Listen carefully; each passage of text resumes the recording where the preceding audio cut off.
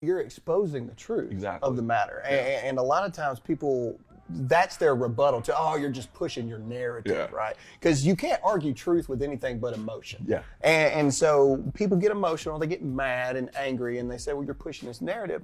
But what we saw in the promo was just shocking. Like, Seattle's got these needle things where it's not even one-for-one exchanges anymore. They're just handing them 300 needles. It's like a heroin store. Just flies over Seattle and just dumps them all over the So city. you've got, and then you had the one woman, and she, basically said, she lives there with her kids, and like people are stepping on needles in their yard and all this stuff.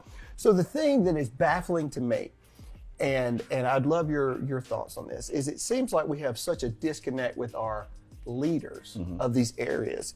They are more concerned with making decisions, not saying that we shouldn't have things in place to help these people, but when you make decisions that put them above the actual contributing members of your society, what are we doing? And I'm glad you said that, because when we have these conversations generally, it's easy for people to demonize us and say, well, we don't care about the plight of the addict. I'm like, that's the complete opposite. Yeah. It's just the fact that I shouldn't have to deal with an addict's problem if I'm not an addict.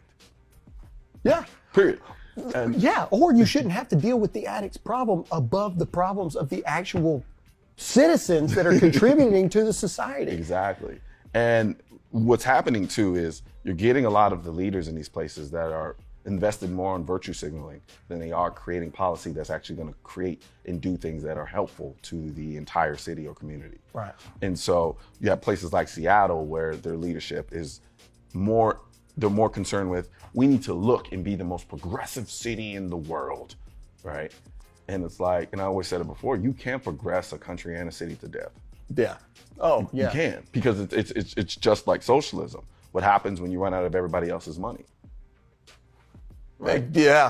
So it's like, it sounds, end point. Yeah, you know what I mean? Like, yeah. it sounds great in theory, but in reality, what it's predicated on is it's a race to mediocrity. That's how I view socialism. Right. And in the same way, this idea of, no, we're going to grandstand on the idea of progressiveness, so to speak. Yeah.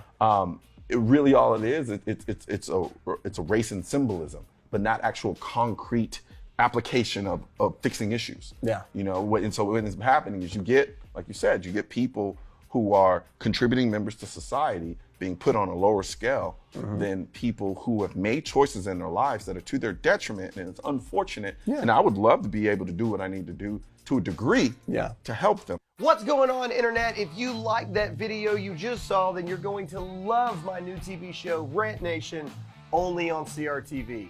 Follow the link below, and I'll see you there.